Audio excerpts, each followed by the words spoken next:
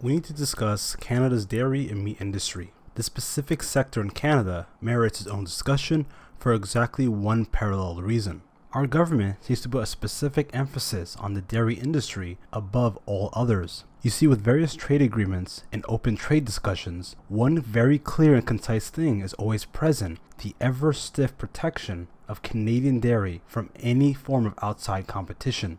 Meaning, we are happy to sell our homes to rich investors, our companies to foreign multinationals, and export thousands of jobs to TFWs and to workers in other countries. All while the average middle-class Canadian is forced to accept more precarious work and compete in an ever more uncertain economy. Yet why this strict protection of a single, untouched industry? You can go to the US and essentially buy anything you want and come back with it, and if you're under your cross-border allowance for your trip, you won't even need to pay taxes on any of it.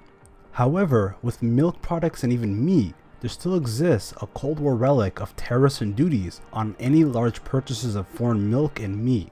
This is obviously very unfair, and as much as we like to support Canadian industry, why is it that the bulk of Canadians in all industries, except of course telecom and banking, are open to foreign competition? And we experience the very essence of globalism that we see proliferating each and every facet of our economy. Yet with the most basic grocery items, we are a protectionist and statist market. Very simply put, globalization and trade deals essentially just cut out the fat out of trade across borders. We as Canadians love to sell our wood and oil and uranium ore to Americans and foreign markets. Obviously, there's a lot of things that we enjoy as Canadians that we simply do not make here at home, such as TVs, aircraft, cell phones, weapons, and entertaining political theater. Essentially, NAFTA allows us just to say that if you don't put duties and tariffs on our lumber and oil, we won't put duties on your iPhones, liquor, and subpar maple syrup. So far, this has worked very well, allowing Canadians to do what we do best, and allowing Americans to do what they do best, and just trading for the things we need from each other.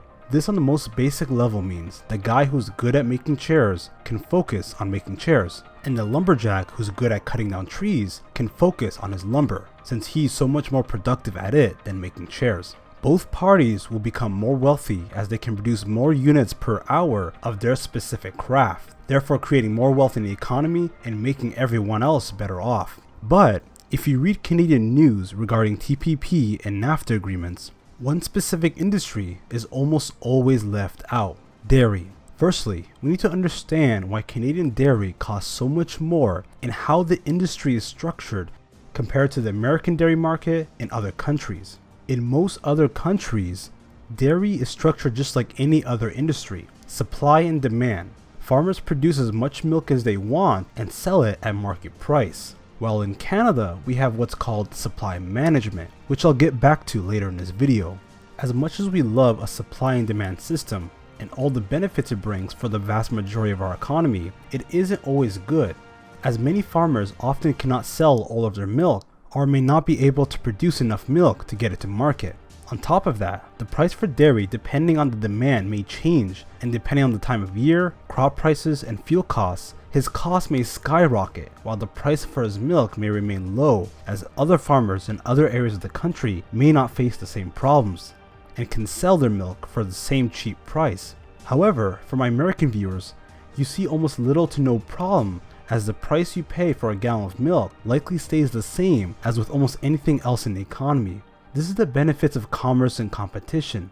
It allows the consumer to be isolated from any price shocks, even if producers and suppliers are having losses selling their milk. But this only seeks to dispel the argument of protecting dairy farmers, as why should we shield an industry from loss while all other industries are subject to harsh, brutal realities of capitalism?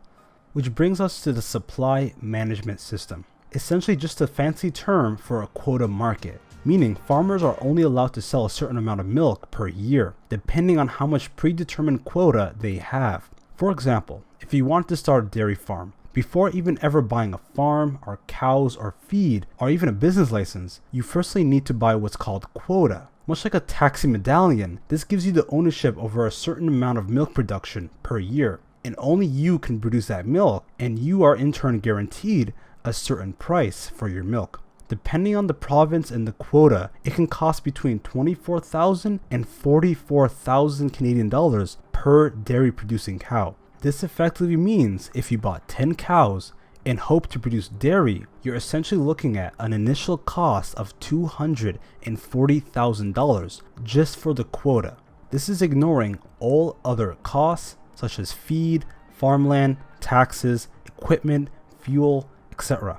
You can easily see how this system can kill any new entrant into the market, and since quota never expires, it favors those with the most cows who produce the most milk and already had the quota for the longest time. This is a built-in anti-competitive system, as it literally makes the consumer pay to ensure farmers get a good price for their milk.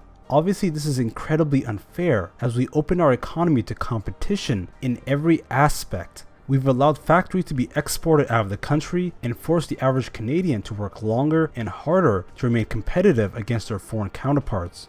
Why is it that we give a giant pedestal to the dairy industry exclusively?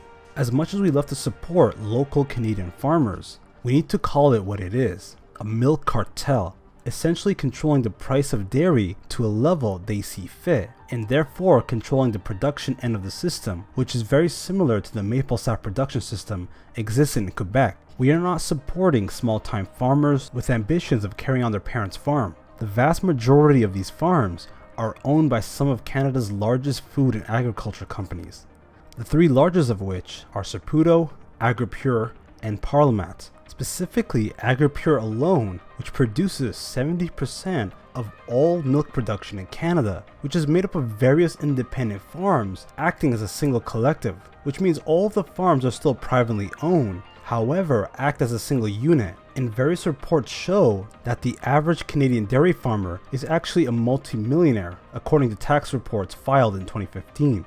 Furthermore, supply management has failed its main objective, essentially allowing small dairy farmers to survive with fair pricing. After World War II, Canada had 500,000 dairy farms. After supply management was instated, by 1971 that figure was down to 122,000, and today that figure is closer to 13,000 farms, which control the vast majority of Canada's milk production, which is heavily centered in Quebec and Ontario, which control about 83% of all milk production in the country, most of which is under the Agripure Collective, which together have immense lobbying power in Ottawa, voting massive campaigns to dissuade voters from accepting any reform that will see the end of their ironically cash cow system. During TPP and NAFTA negotiations alike, dairy farmers were the vocal minority, and often the most protected of which, receiving stiff protection on the world stage from the open influences of global markets, while essentially every other industry has been left to fade into obscurity under the weight of globalization and the fierce competition it brings. Let me explain. Let's imagine we developed a way to produce milk artificially without cows, in vast abundance for insanely low costs. No cows will be involved, no farmers will be needed, no lands or crops will be required. Could we continue to logically defend a quota system anymore?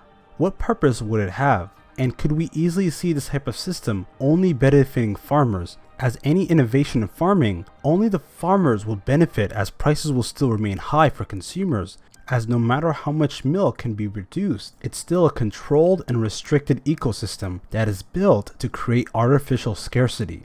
And as much as the dairy industry would like to say that they don't receive any subsidies from the government, we as Canadians in general are in turn forced to subsidize these farmers through the milk, cheese, and dairy products we buy. If you think Canadians are happy with this arrangement, check out various news stories of Canadians emptying border towns of their milk any chance they get, which proves the apathy most Canadians have towards these overpaid farmers.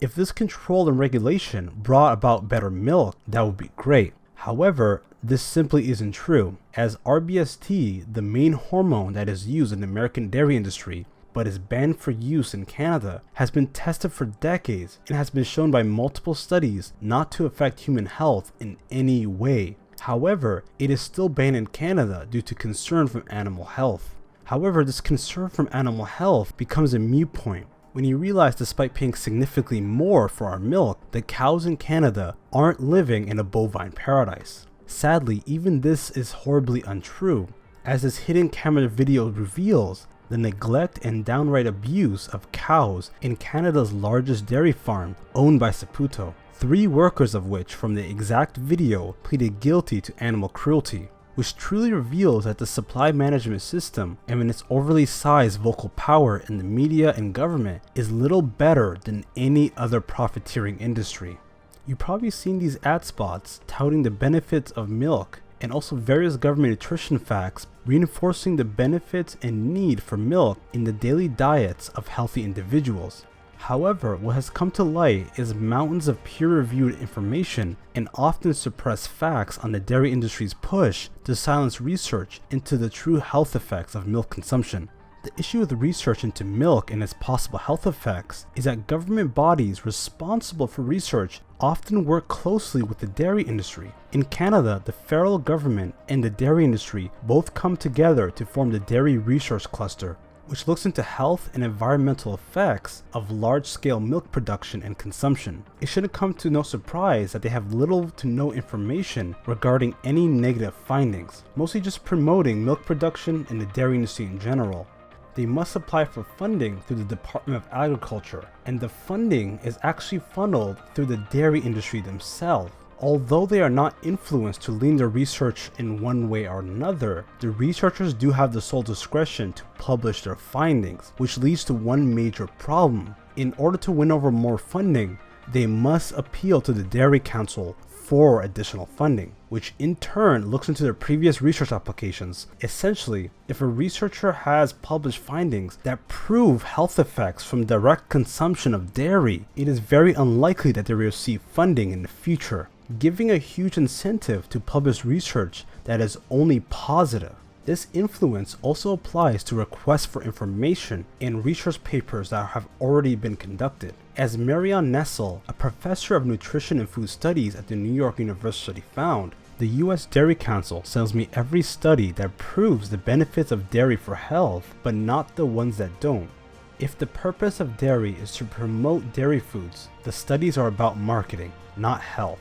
As all Canadians in all other industries lower their costs and increase their output in response to open border competition, these dairy farmers still benefit from all other benefits of free trade, like cheaper workers, lower cost equipment, and little to no tariffs on fertilizer imports, not to mention equipment like tractors, which see little to no taxes thanks to NAFTA, all while they throw a hissy fit anytime outside competition for their industry is mentioned. Our politicians in all of Ottawa devote so much time and energy to defending this single industry while forcing the rest of us to compete and struggle to remain relevant against cheap labor and more aggressively experienced foreign economies.